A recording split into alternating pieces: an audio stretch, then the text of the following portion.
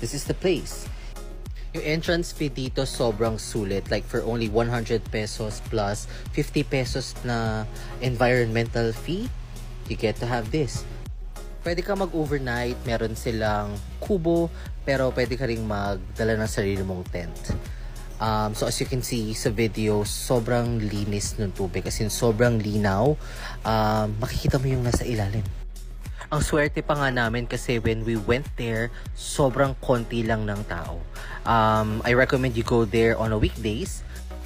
Just don't forget, magpa-reserve kayo. Pumunta lang kayo sa Facebook page nila kasi hindi sila tumatanggap ng walk-in. Take note lang guys, this is a hot spring. So expect nyo talaga, hindi naman mainit pero maligam-gam yung tubig. Tolerable.